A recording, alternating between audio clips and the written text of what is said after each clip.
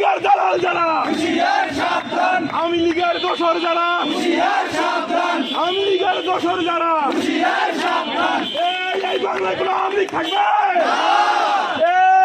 এই বাংলায় কি আওয়ামী লীগ থাকবে না?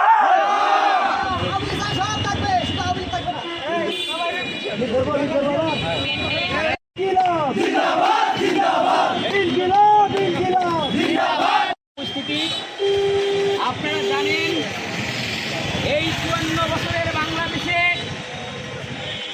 এই বাংলাদেশ যারা শাসন করেছে, এই শাসনকালে বাংলাদেশের নিপীড়িত বঞ্চিত মানুষদের নিয়ে শুধু খেলা করা হয়েছে।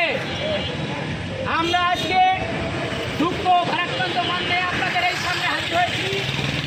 আমাদের লক্ষ্য একটাই, এই পিছিয়ে পড়া বাংলাদেশকে এগিয়ে নিতে হলে এই বাংলাদেশ যারা ইতিমধ্যে শাসন করেছে, এই শাসনের নামে যারা শোষণ করেছে, এই শোষণদের বিরুদ্ধে আমাদের সংগ্রাম।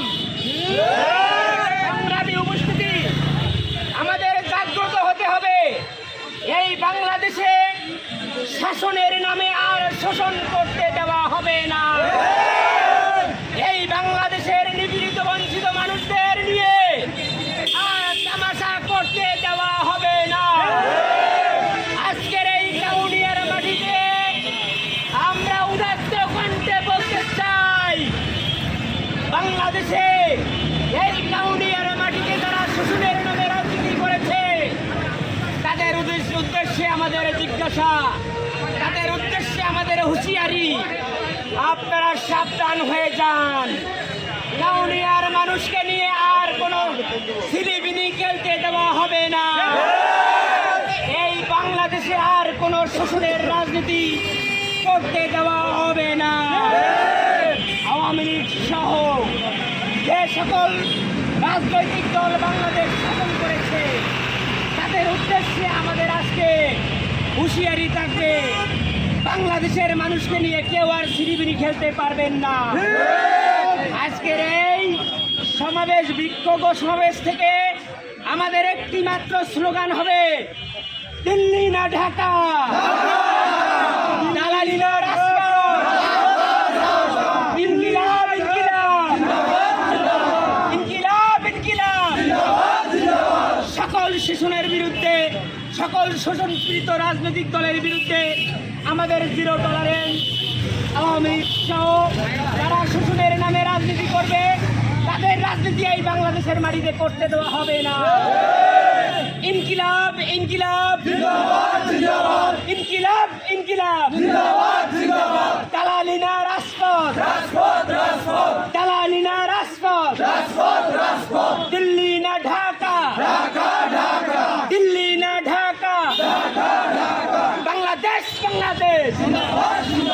আমাদের জাতীয় নাগরিক পার্টির অন্যতম সংগঠক শিপন আহমেদ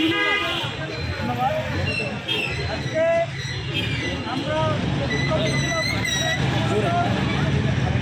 বাংলাদেশ আওয়ামী লীগ 1975 সালের পর থেকে যখন এই ক্ষমতায় এসেছে, বাংলাদেশের মানুষের উপর জুলুম, অত্যাচার, লুটপাট করে গেছে। আওয়ামী লীগ সরকার যে গণহত্যা চালিয়েছে, এই গণহত্যার বিচার এবং তাদের রাজনৈতিক দল হিসাবে কার্যক্রম নিষিদ্ধের জন্য এই অন্তর্বর্তীকালীন সরকারের প্রতি আজকের এই বিক্ষোভ মিছিল থেকে আমরা উদ্যত আহ্বান জানাচ্ছি।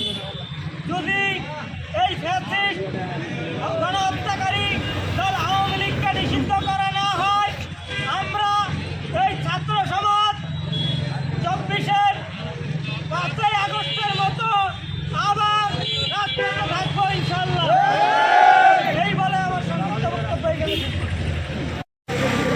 বক্তব্য দিবে জাতীয় নাগরিক কমিটি, জাতীয় নাগরিক পার্টির অন্যতম সংগঠক সাইদুল স্যার।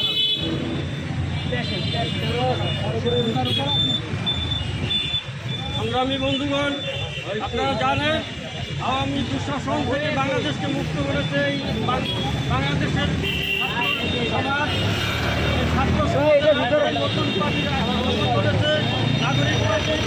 আপনারা সবাই আওয়ামী দুঃশাসনকে আবার মাথা আওয়ামী দোষর যারা আছে যাতে আবার মাথা ছাড়া দিতে না পারে, তাদের বিরুদ্ধে সোচ্চার হয়ে আমরা নাগরিক পার্টিকে সুসংগঠিত করে দেশকে নতুনভাবে পরিচালনা করার আমরা উদ্যোক্ত আহ্বান করব।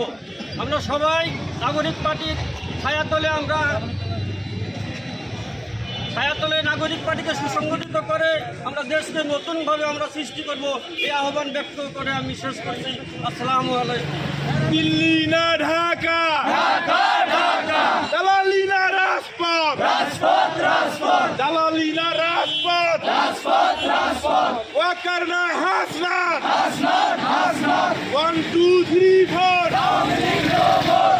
সংগ্রামী বন্ধুগণ,